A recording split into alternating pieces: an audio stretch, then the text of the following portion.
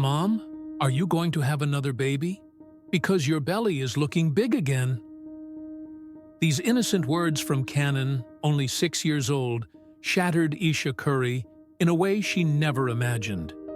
It was the third time he had made this comment, and this time, something inside her simply broke. What happened next changed the Curry family dynamic forever, revealing a truth about motherhood that no one talks about in public. This is the real story of how Ayesha almost lost herself completely, and how she found her way back. The alarm goes off at 6:30 a.m., but Ayesha Curry had already been awake for 20 minutes, staring fixedly at the ceiling of their bedroom in Atherton.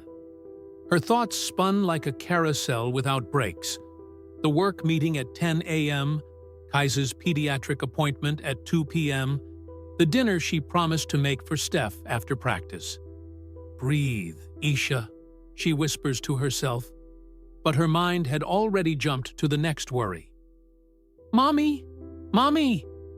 Cannon's shrill voice echoes through the hallway. At 6 years old, he possesses perfect timing for transforming peaceful mornings into hurricanes. Ayesha slides out of bed, trying not to wake Steph, who has intensive training today. Her bare feet touch the cold wooden floor, and for a second, she stops. "When was the last time I actually felt my feet on the ground?" she thinks. The question arises from nowhere, strange and profound, typical of how her mind works lately. "Coming, love," she responds, but Cannon already appears at the door, hair disheveled, Batman pajamas crooked. "I can't find my team shirt, and Riley hid my Action Man!" The words tumble out, and Ayesha feels the familiar tightness in her chest. It's as if everyone needs her at the same time, always. In the kitchen, chaos has settled in. Riley, 12 years old, is glued to her phone, completely ignoring the cereal overflowing from her bowl.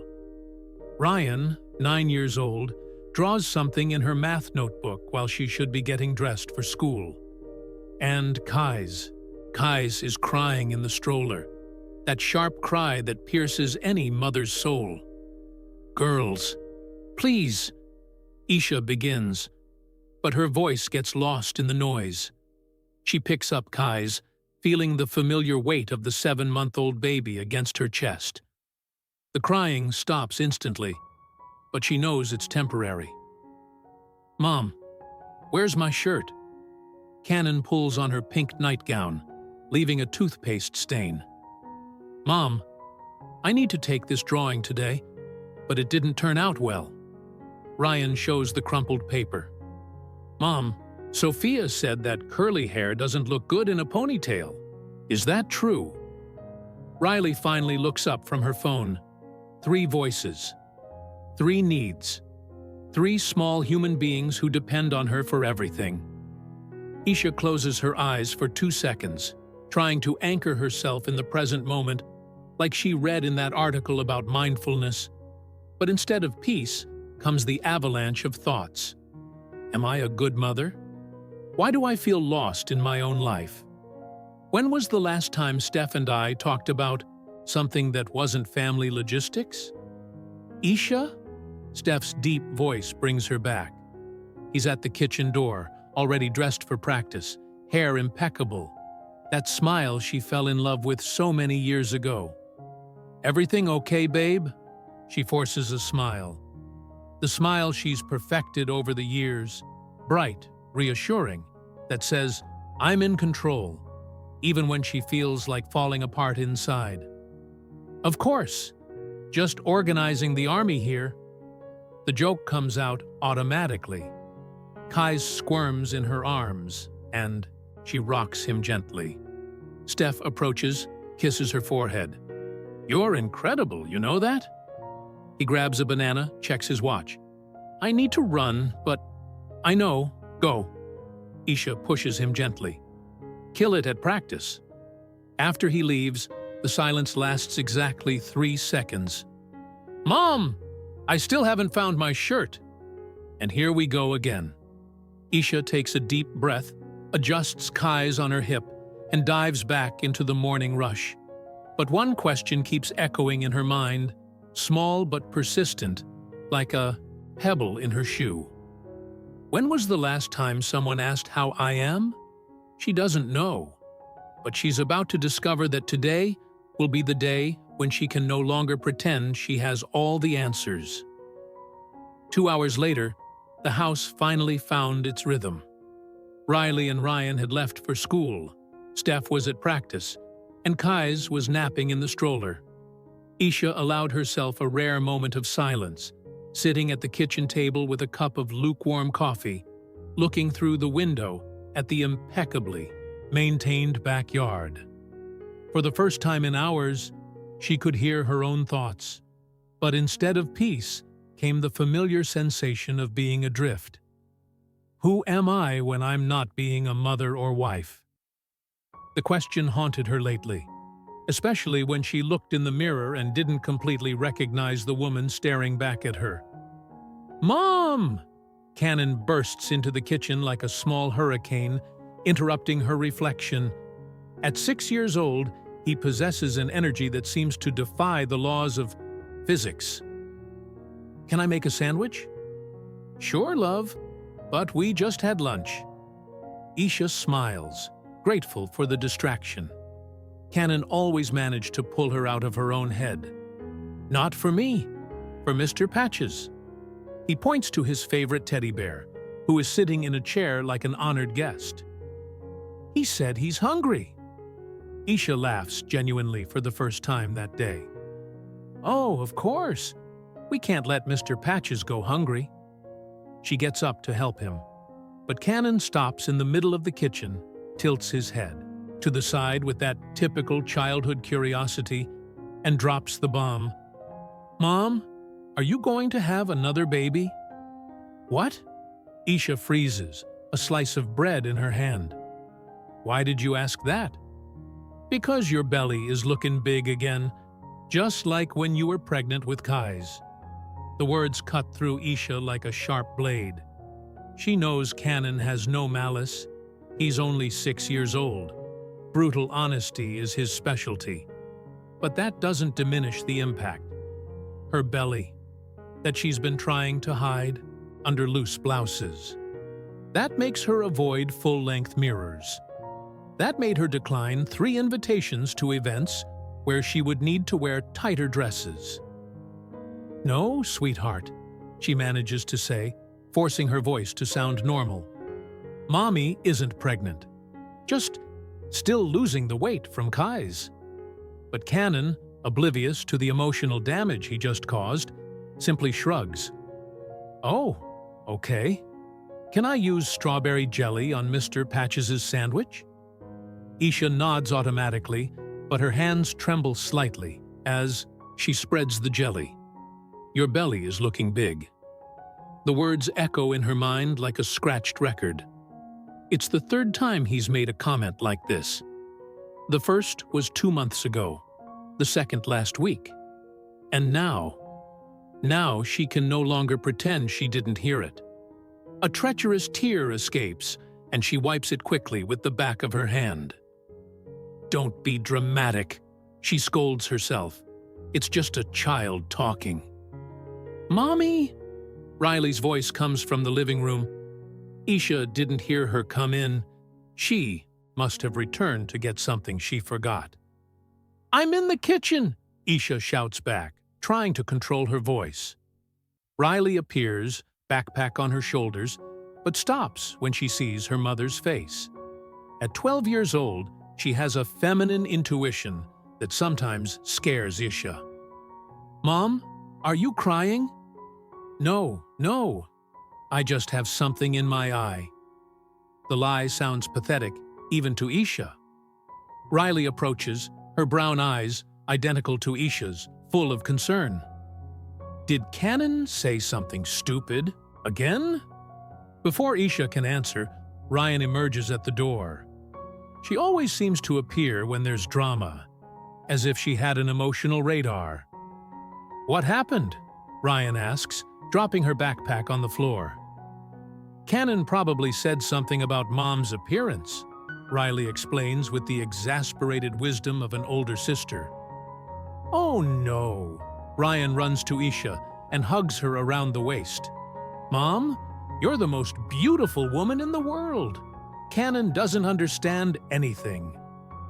It's true, Riley joins the hug.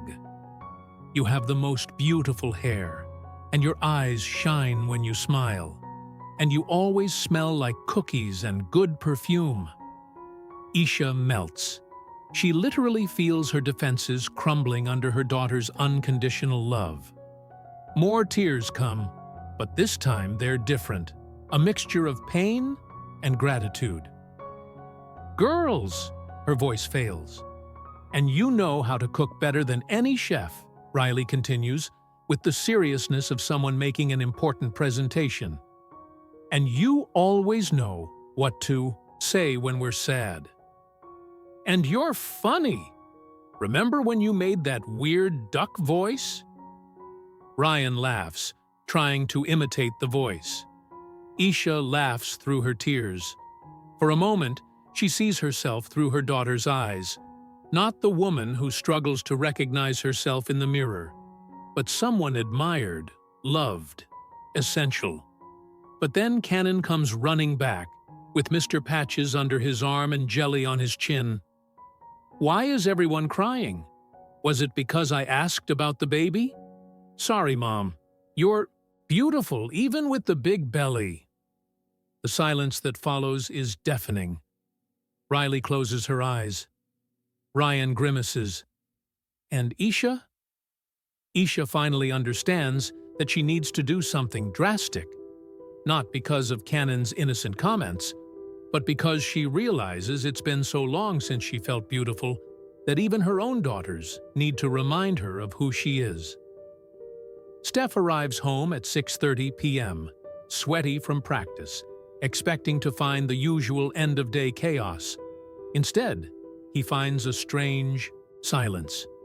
The children are in the living room watching cartoons, a rare thing for a weekday. Kais is sleeping in the stroller, and Isha is sitting on the back porch, still in pajamas, staring at nothing. Babe? Steph slides the glass door, immediate concern in his voice. In 15 years together, he's learned to read the signs, and they're all flashing red now. She turns her head, and Steph immediately sees that she's been crying. Not the dramatic movie kind of crying, the silent, exhausted type, which is much worse. Hi. Her voice comes out small, fragile. Steph sits beside her on the wooden swing they installed last year. For a moment, they just stay there, the distant sound of Atherton traffic filling the space. What happened? He places his hand on her knee, gently. Isha laughs, but there's no humor in it. Cannon asked if I'm pregnant again, because my belly is big. Steph frowns. Baby, you know he didn't. I know. She interrupts him. I know he didn't mean to hurt. But Steph, her voice breaks. It's the third time, and I look at myself in the mirror and don't know who that woman is. Steph's heart tightens. He pulls Isha closer, feeling how tense she is, as if she's holding something too big for one person. Isha, you're beautiful. You've always been the most beautiful woman. No. She gently pulls away. Please, don't do that right now. Do what? Tell me how beautiful I am when I feel invisible. The words come out like a confession. Steph, when was the last time you really saw me? Not the mother of your children, not the wife who organizes your life. Me. The question catches him off guard. He opens his mouth to answer, but realizes he doesn't have an immediate response. I see you every day, he says, but even to him it sounds insufficient.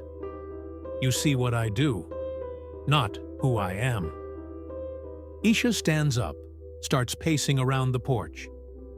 Do you know when was the last time someone asked me about my dreams? My fears? What I want?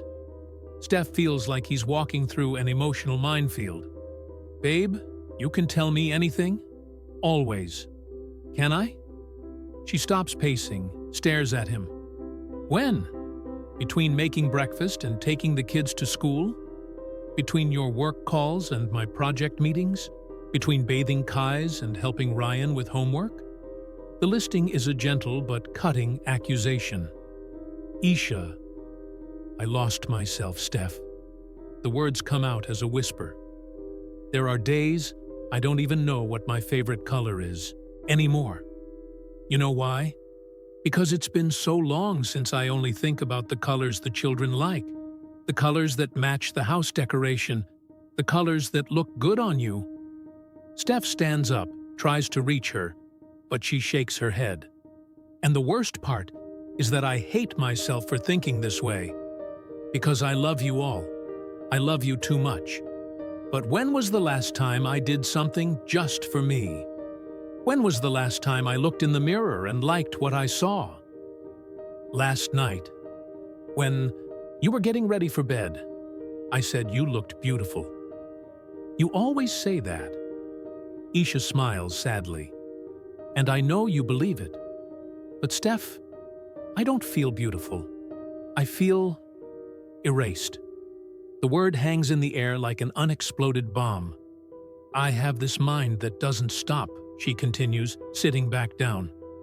You know how I am. I fixate on things, keep ruminating, and lately, I can only think about how I became functional, like a piece of the family machine. Steph sits beside her again, this time closer. What do you need? Tell me what I can do. I don't know if it's something you can do. Ayesha rests her head on his shoulder. I think it's something I need to do. Like what? Remember who I am beyond being a mother and wife? She lifts her head, looks him in the eyes. When was the last time I took a bath without rushing? That I read a book just because I wanted to? That I dressed up to feel beautiful? Not for an event or photo? Steph realizes he can't answer any of these questions. Babe, if you need time, it's not just time. Ayesha takes his hands. It's permission. Permission to be imperfect, to not have all the answers, to sometimes just be Ayesha. You've always had my permission. I know, but I didn't have my own. They stay in silence, the weight of the conversation settling between them. It's not a fight, it's something deeper. It's the recognition that something fundamental got lost along the way. What do you want to do? Steph asks finally. Start small. Ayesha takes a deep breath. Maybe a few nights a week, after the children sleep, I could have an hour just for myself, to really bathe, to take care of my skin, to remember what it feels like to feel feminine. Done. And maybe we could have date nights again, not just when we have a babysitter, but right here. After everyone sleeps, we get dressed up, have dinner together, talk about us. I would love that. Ayesha smiles, the first true smile of the day. It won't be easy. I'll have to stop feeling guilty about taking care of myself. And I'll have to stop assuming you're okay just because you always handle everything. Are we really doing this? Ayesha asks. Trying to find each other again? Steph kisses her forehead.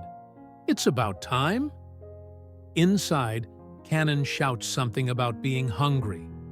Real life calls them back. But this time, when Ayesha gets up to take care of the family, Steph goes with her. And for the first time in months, she feels like she's not carrying the world alone. 3 days later, the promise finally materializes. It's 9:15 p.m. on a Thursday. Riley and Ryan are in bed. Cannon finally stopped asking for water for the 10th time, and Kais is deeply asleep. Steph is in the living room answering some team emails, when he hears something he hasn't heard in months. Ayesha going upstairs without rushing.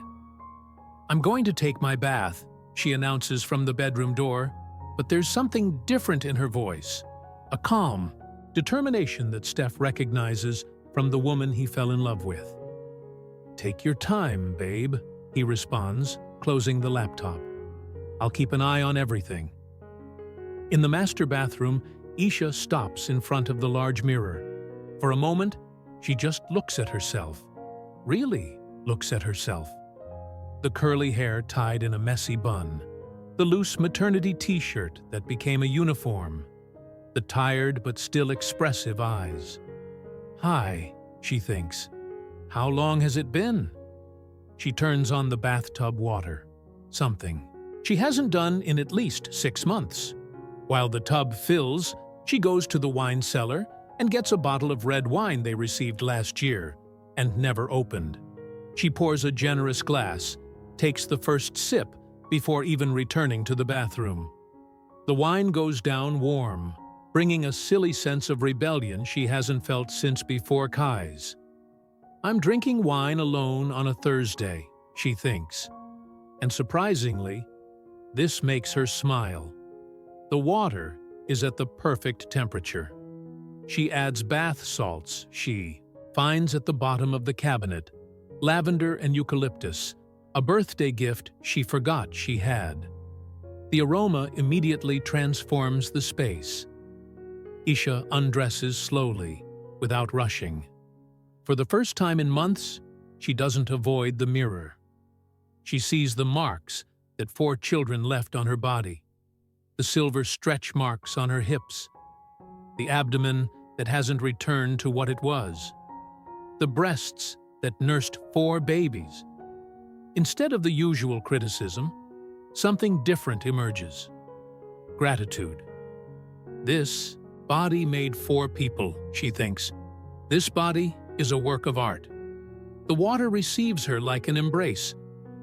Ayesha descends slowly, sighs deeply when the warm water reaches her shoulders. The silence is almost shocking. No crying, no voice calling mommy, no urgent questions about food or clothes or fights between siblings. Just her, the water, and the sound of her own breathing. She closes her eyes, takes another sip of wine, and for the first time in months, allows her mind to simply float. She doesn't plan tomorrow, doesn't review the mental list of what needs to be done. She just exists. 20 minutes later, when she gets out of the bathtub, Ayesha feels like she's returned from a long trip.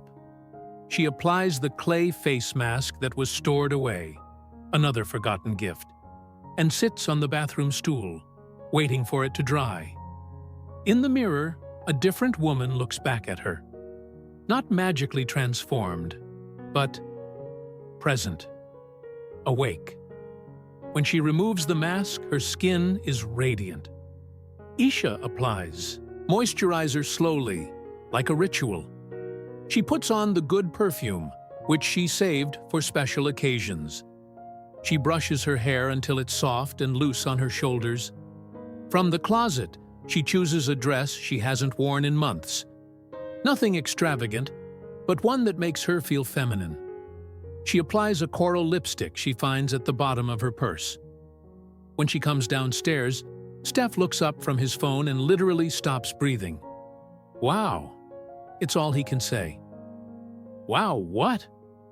Ayesha smiles, but it's a different smile, confident. "You look radiant." And she does.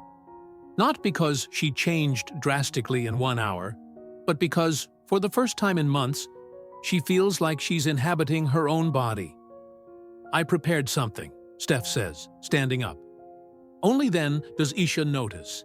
He turned off the living room lights and lit candles. He put on soft music, a playlist they hadn't listened to in years. On the coffee table, he prepared a cheese and fruit board. "Steph Curry! How romantic!" she laughs, but her eyes fill with tears. "Date night at home," he says, offering his hand. Dance with me? The music is soft, nostalgic. They dance slowly in the living room where there are usually scattered toys and piles of clothes to fold. Ayesha rests her head on Steph's chest, feels his heart beating to the rhythm of the music. "How do you feel?" he whispers. "Like me," she responds. "For the first time in a long time, I feel like me." "And what is you like?" Ayesha thinks for a moment. "Strong, sensual, interesting, not just functional." They dance a few more minutes before sitting on the couch. Steph serves wine for both, and they talk, really talk, about dreams, about fears, about what they want for the future that doesn't involve child logistics. "You know what I realized today?" Ayesha says, playing with the strap of her dress. "I spent so much time feeling guilty about wanting time for myself that I forgot that taking care of myself is also taking care of the family." "How so?" "When I feel good about myself, I'm a better mother, a better wife, more patient, more present." She takes a sip of wine. "The problem is that I thought being a good mother meant completely sacrificing myself. And now? Now I think being a good mother means showing my daughters that women can love themselves, take care of themselves, prioritize themselves, that they don't need to erase themselves to shine for others." Steph smiles. "Riley and Ryan are lucky to have you as an example. And Cannon is going to learn not to comment on women's bodies." Ayesha laughs. "I'm going to have a serious conversation with that boy about this." They laugh, and the sound fills the house in a way that hadn't happened in months.